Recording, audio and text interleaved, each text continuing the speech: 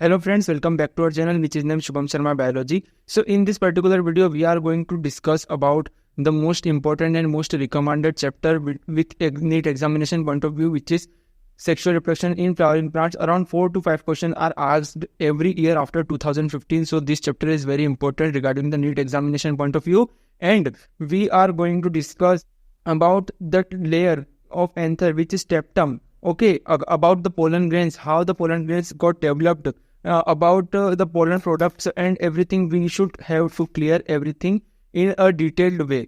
So be focused. और देखो इस वीडियो में बहुत ही अच्छे से अपन क्लियर करने वाले हैं। एनसीईआरटी की लाइन टू लाइन तुमको क्लियर हो जाएगी जब तुम एनसीईआरटी इसके बाद पढ़ोगे।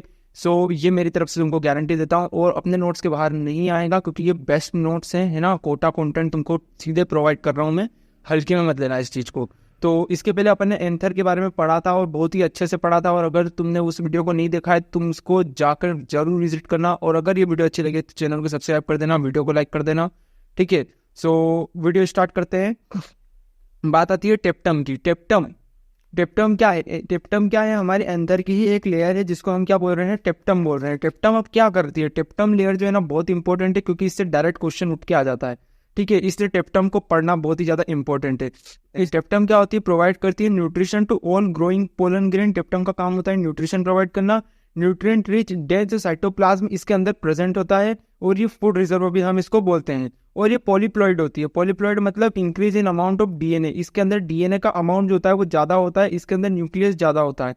मल्टी न्यूक्लिएटेड इसको हम इसलिए बोल सकते हैं, क्योंकि देखो यहाँ पे पहले तुम देख सकते हो ये यूनि न्यूक्लिएटेड थी, यानी कि one cell have one nucleus which is called uninucleated, ठीक है। इसके पास सिंगल न्यूक्लियस था, जैसे कि हर सेल के पास होता है। बट फ्री न्यूक्लियर डिवीजन जब इसके अंदर हुआ, और जब फ्री न्यूक्लियर डिवीजन इसके अंदर हुआ तो ये मल्टी न्यूक्लिएटेड स्टेज में पहुंच गई, मतलब हर एक सेल के अंदर एक से ज्यादा न्यूक्लियस होते हैं, ठीक है। तो टेप्टम के अंदर क्या होता है? हर एक सेल के अंदर एक से ज्यादा न्यूक्लियस होते हैं। ये डेंस साइटोप्लाज्म प्रेजेंट होता है, फूड रिजर्व होता है, और न्यूट्रिशन प्रोवाइड करने में हमारी मदद करती है, ठीक है। बाद में ये पाए मल्टी न्यूक्लिएटेड ये कंप्लीट हो गई, जिसको हम सिंसाइटिक भी बोल सकते हैं, ठीक है। जब ये 2 एंड डिप्लॉयड थी, जिसके बाद में ये पॉलीप्लॉइड हो चुकी थी, यहाँ पे तुम देख सकते हो, और तुमको अच्छे से मैंने बता भी दिया है। जिसके बाद में सिक्रीशन ऑफ पोलन किट का सिक्रीशन करने का काम भी ये करती है। कैसे ये तुम यहाँ पे देख सकते हो। जैसे कि यहाँ पे तुमको बाहर की लेयर है, यहाँ पे मैंने लिख रखा है लड़कियां। अब लड़कियां क्या करती है? बाहर बहुत सारा मेकअप लगा के रखती है। वैसे ही यहाँ पे पोलन ग्रैंड क्या है? पोलन किट नाम की ऑयली स्टिक लेयर बना के रखती है। ये लेयर क्या करती है? प्रोटेक्ट फ्रॉम यूवी रेज से हम पोलन ग्रेन को प्रोटेक्ट करने का काम करती है ये लेयर। और क्या करती है? हेल्प इन पोलिनेशन में भी ये लेयर हमारी मदद करती है। कैसे मदद करती है वो हम आगे समझने वाले हैं। तो ये हो गया हमारे टेप्टम की बात। अब बनाते हैं माइक्रोस्पोरोजेनेसिस पे। माइक्रोस्पोरोजेनेसिस क्या होती है, कैसे होती है, हम इसको अच्छे से अभी क्लियर कर देंगे, ठीक है। ये देखो ये पूरा एंथर बना हुआ है। एंथर के अंदर ये lobes and each lobe have 2 theca. यहाँ पे तुम देख सकते हो ये थीका। ये अंदर स्पोरोजिनस टिश्यू है, made up of sporogenous cell से बना हुआ है, और हर एक sporogenous cell is capable to divide, ठीक है। इसको भी हम अच्छे से अभी क्लियर कर लेंगे, ठीक है। और इसको जो लेयर करने वाली जो लेयर कर रहा है वो क्या है? टेप्टम है, ठीक है। टेप्टम है, इसको जो आउटर तरफ से लेयरिंग कर रहा है, जिसके बारे में अपन ने अभी अच्छे से पढ़ा हुआ है।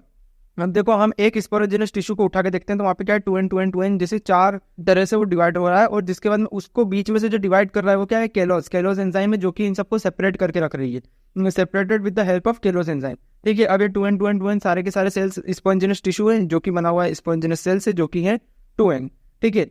माइक्रोस्पोर मदर सेल, इसको अपन माइक्रोस्पोर मदर सेल भी बोल सकते हैं, क्योंकि इससे ही हमारे पोलन ग्रैंड बनने वाले हैं। अब देखो माइटोसिस और मियोसिस में तुम बहुत बार कंफ्यूज हो जाते होंगे कि यार माइटोसिस मतलब क्या, मियोसिस मतलब क्या, इक्वेशनल डिवीजन किसमें होता है। मतलब ये तो सब बता देगा कि एक में इक्वेशनल डिवीजन होता है, और एक में ज्यादा हो जाएगा, वैसे हो जाएगा। ये सारी इंग्लिश में डेफिनेशन तो हर कोई बता देगा। मैं बेस्ट ट्रिक बता रहा हूँ। इस ट्रिक को अगर तुमने समझ लिया ना तो तुमको कभी डिफिकल्टी नहीं आएगी, और कभी कंफ्यूज नहीं हो सकते हो तुम। बहुत ही बेस्ट ट्रिक है ये, सही में मेरी बनाई हुई है, बहुत ही अच्छे से तुमको क्लियर होगा। देखो यहाँ पे लिखा है माइटोसिस की स्पेलिंग अपन कैसे लिखते हैं? MI से शुरू होती है, और मियोसिस की स्पेलिंग कैसे शुरू होती है? ME से शुरू होती है। अब माई मतलब तुमको पता है, माई मतलब अपन माँ की बात कर रहे हैं। और अगर 2 भाई बहन हो, अगर तुमको माँ अगर कुछ देगी तो क्या करेगी? बराबर बांट के देगी ना। तो ये समझ लो माई, और माई से याद आ जाएगा तुमको माँ, और माँ क्या करेगी? इक्वल बांट देगी, यानी कि इक्वेशनल डिवीजन किस में होगा? माइटोसिस में होगा। और मियोसिस मी आ रहा है ना उसमें, खुद का, मतलब खुद का सोचोगे तो ज्यादा वाला तुम क्या करोगे? खुद ले लोगे। अगर तुमको बोलते हैं कि तुम खुद से बांट लो तो तुम क्या करोगे? ज्यादा वाला तुम्हारी तरफ ले लोगे। वैसे ही मी मतलब मैं मतलब खुद, तो हम क्या करेंगे, ज्यादा वाला अपनी तरफ ले लेंगे, यानी कि उसमें इक्वेशनल डिवीजन नहीं होता। माई माँ जब आएगी, जब वो क्या करेगी, इक्वली बांट देगी। ठीक है, ये बहुत अच्छे से क्लियर हो गया होगा। ठीक है, तो देखते हैं अपन, स्पोरेंजिनस टिश्यू है जिसको अपन माइक्रोस्पोर मदर सेल भी बोल सकते हैं, और ये क्या होता है, 2n होता है, और ये जब क्या करता है, मियोसिस से डिवाइड होता है, और मियोसिस से डिवाइड होकर यहाँ पे 3 बने हुए, यहाँ पे 4 समझ लेना, ये क्या होता है, इसके 4 टुकड़े हो जाते हैं, इसके 4 सेल बन जाते हैं, n। ठीक है, मियोसिस के बारे में तुमको अगर डिटेल में समझना है तो तुम यूट्यूब पे सर्च करके देख सकते हो, क्योंकि ये बहुत ही इंपॉर्टेंट है। मियोसिस में क्या होता है, एक तो होता है अनइक्वल डिवीजन, और फिर दूसरा जो होता है वो इक्वल डिवीजन होता है। इसलिए मियोसिस के यहाँ पे मियोसिस लिखा है, मतलब यहाँ पे समझ लो 2 मियोसिस हो रहे हैं। ठीक है, तो फर्स्ट मियोसिस में क्या होता है, 2n से nn हो गए, 2 सेल बन गए। अब मियोसिस फिर से होता है मियोसिस 2, और मियोसिस 2 माइटोसिस जैसा ही होता है, तो उसमें nn से वापस से nn बन जाते हैं, तो ऐसे यहाँ पे 4n बन चुके हैं। ठीक है, तो यहाँ पे एक n और है, इस चीज को ध्यान रख लेना, यहाँ पे मैंने 3 ही बना रखे हैं। ठीक है, तो ये क्या होता है, माइक्रोस्पोर टेट्राड यानी कि 4, तो ये माइक्रोस्पोर मदर सेल था, माइक्रोस्पोर मदर सेल से माइक्रोस्पोर टेट्राड बन गया, क्योंकि उसमें मियोसिस हो गया, मतलब 1 के 4, मतलब एक स्पोरेंजिनस टिश्यू के 4 पोलर ग्रेन बन जाएंगे। ठीक है, और यहाँ पे क्या लिखा है, the process of formation of microspores from microspore mother cell is known as microsporogenesis, और यही स्पोरोजेनस टिश्यू जो कि 2n था, और इसी से जो माइक्रोस्पोर बन गए हैं 4, इस प्रोसेस को अपन बोलते हैं microsporogenesis. As simple as that, बहुत ही सिंपल चीज है, ज्यादा सोचने वाली बात ही नहीं। क्या होता है, सोचा चलो एंथर के अंदर क्या होता है, स्पोरेंजिनस टिश्यू था। अच्छा, स्पोरेंजिनस टिश्यू यानी कि स्पोरेंजिनस टिश्यू है ना वो, तो टिश्यू तो सेल से मिलकर बना होगा, मतलब किससे बना होगा वो, स्पोरेंजिनस टिश्यू स्पोरेंजिनस सेल से मिलकर बना होगा, और हर सेल क्या है, डिप्लॉयड है, यानी 2n है, तो उसमें क्या हो गया, मियोसिस हो गया, मियोसिस हो गया तो क्या हो गया, 2n से क्या हो गया, 4n बन गए। सिंपल। पोलन ग्रेन्स में देखते हैं अपन, इसको अच्छे से समझते हैं। पोलन ग्रेन्स क्या होता है, 25 to 50 माइक्रोमीटर की होती है, इसकी ये साइज होती है, 25 to 50 माइक्रोमीटर की साइज होती है पोलन ग्रेन्स की। ठीक है, तो पोलन ग्रेन्स यहाँ पे तुम देख सकते हो, बहुत ही बेस्ट डायग्राम बना हुआ है, और इसको अपन एक एक करके एक्सट्रैक्ट करके समझने वाले हैं। ठीक है, तो ये बाहर की जो लेयर होती है पोलन ग्रेन की, ये तुम देख सकते हो थोड़ी डिजाइनिंग में भी है, तो ये समझ लो कि ये अच्छी दिखने के लिए, और हर एक पोलन ग्रेन को अगर आप तुम माइक्रोस्कोप में ऑब्जर्व करोगे ना, तो तुमको अलग अलग डिजाइन देखने को मिलेगी। ठीक है, तो ये आउटर मोस्ट लेयर है, तो आउटर सेल वॉल जिसको अपन एक्साइन बोलते हैं, मेड अप ऑफ स्पोरोपोलिन बोलते हैं। अब स्पोरोपोलिन से बनी हुई होती है आउटर मोस्ट, तो आउटर मोस्ट हमेशा आउटर मोस्ट बाउंड्री किसी की भी हो, वो क्या करेगी, प्रोटेक्शन में मदद करेगी। तो देखो ये क्या है, हार्डेस्ट सब्सटेंस है जो कि अर्थ पे प्रेजेंट है अभी तक का ऑर्गेनिक। ठीक है, स्पोरोपोलिन क्यों, क्योंकि तुम अगर कोई सी भी एंजाइम लेके आओ ये डिजनरेट नहीं होगा, तुम कोई सा भी केमिकल लेके आओ ये डिजनरेट नहीं होगा, तुम कोई सा भी टेम्परेचर लेके आओ ये डिजनरेट नहीं होगा, तुम किसी भी प्रकार का प्रेशर इस पर डाल दो ये डिजनरेट नहीं होगा। इसीलिए हम इसको बोल रहे हैं कि लिविंग चीज है जो कि डिजनरेट हो ही नहीं सकती। ठीक है, और सिक्रेट क्या करती है, ये पोलन ग्रेन को सिक्रेट करती है। और अब देखो, अब इतना ज्यादा हार्ड है, तो इसके अंदर से पोलन ग्रेन कैसे बाहर आएगा। ठीक है, सॉरी, मतलब इतना ज्यादा जब ये हार्ड है, तो सोचो इस पोलन ग्रेन में से फिर कैसे आगे अपन प्रोग्राम बढ़ा पाएंगे। इसलिए यहाँ पे क्या है कि एक जगह छुट्टी हुई रहती है जिसको अपन बोलते हैं जर्म पोर। अब थोड़ा एनसीईआरटी से बाहर जाते हुए बता रहा हूँ मैं तुमको, जर्म पोर तक तो एनसीईआरटी में भी है। अब एक जर्म पोर जो होता है वो मोनोकोट के अंदर प्रेजेंट होता है, मोनोकोपलेट कंडीशन बोलते हैं इसको अपन, मोनोकोपलेट कंडीशन। ठीक है, और 3 जो होते हैं जर्मोपोर वो होते हैं डाइकोट्स के अंदर, और इसको बोलते हैं अपन ट्राइकोप्लेट्स कंडीशन। ठीक है, इस चीज को अच्छे से समझ लेना। जिसके बाद में बाहर की लेयर हो गई, अब उसके थोड़े अंदर वाली लेयर पे बनाते हैं। तो अंदर वाली जो उसकी लेयर होती है ये इनर होती है, इसको इनर सेल वॉल। ये किससे बनी होती है, इंटाइन से बनी होती है। इंटाइन जो होती है वो किससे बनी हुई होती है, मेड अप ऑफ पेक्टोसेल्यूलोस, यानी कि पेक्टिन और सेल्यूलोस से बनी हुई होती है। तो अगर पेक्टोसेल्यूलोस भी ऑप्शन में आ जाए तो टिक कर देना। पेक्टोसेल्यूलोस का यही मतलब है, पेक्टिन और सेल्यूलोस से बनी होती है। पेक्टोसेल्यूलोस एनसीईआरटी में नहीं है बट ये आ सकता है। ठीक है, तो पेक्टोसेल्यूलोस पेक्टिन और सेल्यूलोस से बनी हुई होती है अंदर की लेयर। ठीक है, तो ये हो गया आपने पोलन ग्रेन का अपना स्ट्रक्चर अभी अच्छे से समझ लिया है। ठीक है, अब देखो यहाँ पे थोड़ा सा एक्साइन जो होती है वो ब्यूटीफुल होती है, मैंने तुमको पहले बताया, ये थोड़ा सा अच्छी दिखने वाली होगी। अट्रैक्टिव पाउडर होता है क्योंकि इसका, ठीक है, टेक्सोनॉमिक इंपोर्टेंस भी होता है। अब टेक्सोनॉमिक इंपोर्टेंस का क्या मतलब होता है, टेक्सोनॉमिक इंपोर्टेंस का मतलब ये होता है कि जैसे कि अगर मान लो कि बहुत ही ज्यादा पुरानी पोलन ग्रेन अगर हमको मिल रही है तो कैसे मिल पाएगी यार, तो वो कैसे मिल पाएगी, क्योंकि हमारी इतनी पावरफुल और इतनी हार्डेस्ट सब्सटेंस है हमारा इस पोरोपोलिन का, कि ये जब मान लो किसी रॉक फॉर्मेशन के टाइम पे अगर उसके ऊपर गिरा हुआ होगा तो उसकी वजह से यहाँ पे इसका स्ट्रक्चर बन जाएगा। जैसे कि अगर मान लो कि सीमेंट का अगर रोड वगैरह बन रहा होता है और अगर कोई उस पर पैर रख देता है तो उसका पाँव हमेशा छपा हुआ रहता है, वैसे ही इसका क्या होगा, इसकी वजह से उस रॉक के ऊपर स्ट्रक्चर पूरा बना हुआ रहेगा और अपन उस स्ट्रक्चर की स्टडी करके अपन पता कर सकते हैं कि ये किस चीज का पोलन ग्रेन होगा। ठीक है, तो इसका टेक्सोनॉमिक इंपोर्टेंस भी है। इसके बाद अब visibility viability of pollen grain, viability of pollen grain के बारे में बात करते हैं अपन। अब वाइबिलिटी का क्या मतलब होता है कि वो कितनी देर तक टिकी हुई रह सकती है रिप्रोडक्शन के लिए। ठीक है, आगे और देखना, तुमको समझ में आएगा। और इसकी मैंने बहुत ही बढ़िया ट्रिक बना रखी है, इसको भी तुम देख सकते हो, ठीक है। तो रिवाइव इन 30 मिनट्स, रिवाइव इन 30 मिनट्स तुमको बहुत अच्छे से याद रहेगा। 30 मिनट्स वाइबिलिटी रहती है राइस की और वीट की, यानी कि अगर वीट से पोलन ग्रेन रिलीज हो गई है तो वो 30 मिनट के अंदर अंदर अगर फीमेल पार्ट के अंदर अगर नहीं जाता है तो पोलिनेशन नहीं होगा। उसकी वाइबिलिटी कितनी देर की है? 30 मिनट की है। तो अब और इसको वीट और राइस को अपन क्रीवल्स भी बोलते हैं, ठीक है। तो रिवाइव इन 30 मिनट, रिवाइव इन 30 मिनट से तुमको याद रहेगा, रिवाइव इन 30 मिनट मतलब 30 मिनट के अंदर अपन रिवाइव हो सकते हैं। वैसे कुछ गेम से रिलेट करके तुम याद रख सकते हो कि वीट और राइस की क्या होती है? 30 मिनट होती है, ठीक है। रिवाइव, राइस वीट लग रहा है रिवाइव को बोलते हुए, रिवाइव, राइस वीट रिवाइव, ठीक है। तो ऐसे तुमको याद रहेगा। और ट्रिक बहुत ही ज्यादा इंपॉर्टेंट है। देखो जो बोलते हैं ना कि यार ट्रिक इतनी इंपॉर्टेंट नहीं होती है, ठीक है मैं मानता हूँ नहीं होती है, बट वो चीज सबके लिए लागू नहीं होती है।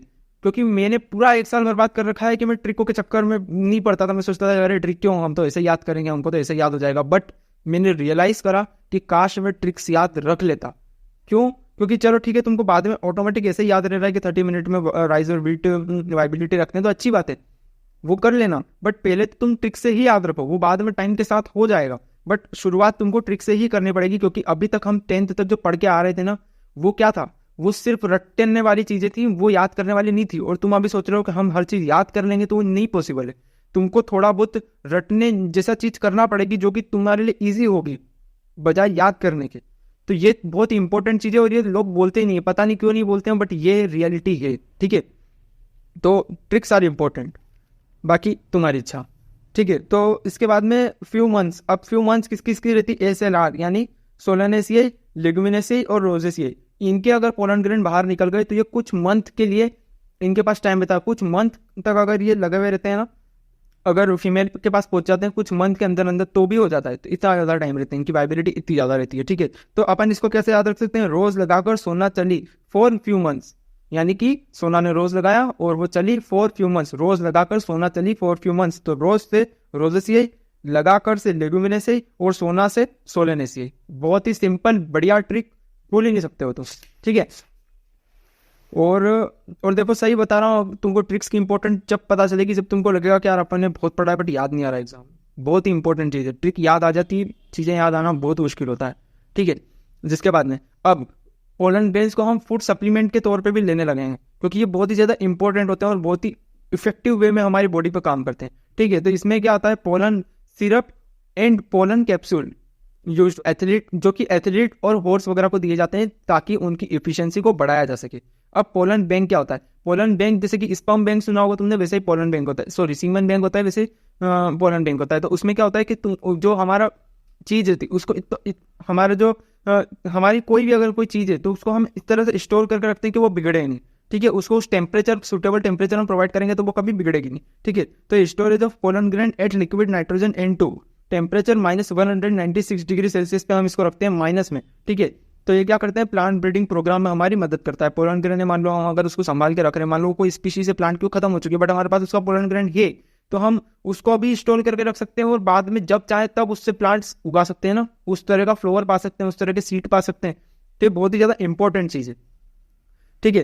तो ये देखो पोलन ग्रेन्स की कैसे। अब सबसे पहले तुमको शॉर्ट समरी में बता रहा हूँ पोलन ग्रेन के बारे में। 2 इंपॉर्टेंट चीज तुमको बता रहा हूँ, एक होता है माइक्रो स्पोरोजेनेसिस और एक होता है माइक्रो गेमिटोजेनेसिस। स्पोरोजेनेसिस का मतलब होता है पोलन ग्रेन रिलीज हो रहे हैं, जो कि हम पढ़ चुके हैं। 2N से N बने, कैसे बने? स्पोरंजिनस टिश्यू से बने। स्पोरंजिनस टिश्यू से कैसे बने? स्पोरंजिनस टिश्यू के अंदर स्पोरंजिनस सेल थे, जो कि सेल ने क्या करा, जो कि 2N थे, जिसके अंदर क्या हो गया? मियोसिस हो गया। मियोसिस से क्या हो गया? 4N हो गए, मतलब माइक्रोस्पोर टेट्राड बन गया। और वो सब जो हमने ये जो भी पढ़ा वो आता था माइक्रोस्पोरोजेनेसिस के अंदर, जो कि हमने अच्छे से पढ़ लिया। अब इसके बाद आता है माइक्रो गेमिटोजेनेसिस। अब गेमेट का फॉर्मेशन कैसे होगा? सिर्फ पोलन ग्रेन से कुछ नहीं होने वाला, उसका जो फॉर्मेशन होगा, गेमेट कैसे बनेगा, इसके बारे में अपन पढ़ेंगे। तो यहाँ पे 2N था, 2N से N बन गया। अब वो एक पोलन ग्रेन, मतलब 4 पोलन ग्रेन थे ना, वो सब अपने अपने तरह से काम करेंगे। तो जो एक पोलन ग्रेन है वो क्या करेगा? उसमें से एक जो निकलेगा वो माइक्रो गेमिटोजेनेसिस कर रहा है। अब वो कैसे कर रहा है उसके नीचे तुम देखो यहाँ पे एक ये निकल के आ रहा है। ये पूरी की पूरी डिटेल में अपन अगली वीडियो में जानने वाले हैं, ठीक है। तो वीडियो को लाइक कर देना अगर तुमको अच्छी लगी हो तो, और चैनल को सब्सक्राइब कर देना। सब्सक्राइब करने से कुछ नहीं होगा, मेरा थोड़ा घमंड बढ़ जाएगा, मेरे में ईगो आ जाएगा कि चलो मेरे सब्सक्राइबर बढ़ गए, ठीक है। तो ये था आज की वीडियो में, मिलते हैं किसी और वीडियो में। So this is all from my side, thank you, bye.